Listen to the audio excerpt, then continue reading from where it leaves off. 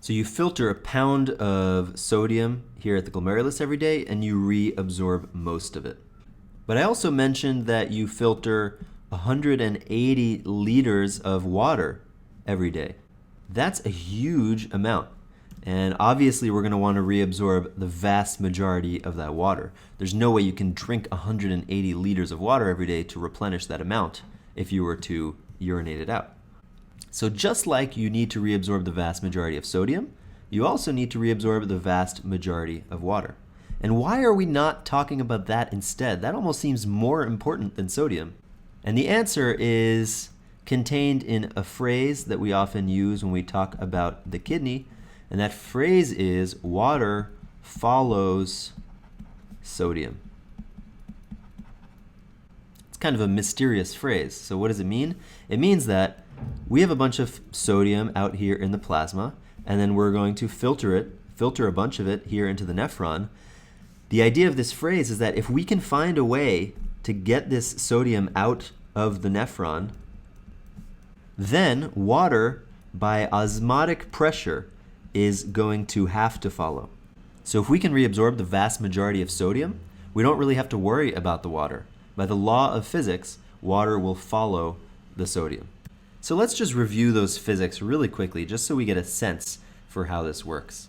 So the idea is that if you have a membrane, like a cell membrane, and on one side of it you have low sodium concentration, and on the other side you have high sodium concentration, and the membrane is mostly permeable only to water, so let's draw these little water channels, then water is going to flow from the side with less sodium to the side with more sodium. Now why is that? Well, to understand it, let's draw in the water molecules on both sides. And the idea is that the way that a water molecule gets through the membrane is that it's just bouncing around here, and it happens to run into a channel, and the channel allows it through, and so it goes to the other side. Now a water molecule coming from this side could do the same thing. So this guy might be bouncing around, and he might get through the water channel. But the thing is that the sodium atoms are going to try to do the same thing. So this sodium atom might be bouncing around, and he bounces into this channel, but the channel doesn't let the sodium in, so he bounces off. And same thing for a sodium atom over here on this side. But the point is that when the sodium atom tries to get through and then bounces off, he was taking the place of a water molecule that could have gotten through. So he basically wasted an opportunity for a water molecule to get through this membrane. And then you can see that if you have more sodium atoms, they're obviously going to waste more opportunities for water molecules to get through those channels. And so the water molecules over here on this side that has a higher sodium concentration are going to have a lot more of their turns wasted to prevent them from getting through the channel. So what that means is that over time, more of these guys on the left are going to be able to get through these channels. And so you're going to have a net flow of water across this membrane towards the higher sodium concentration.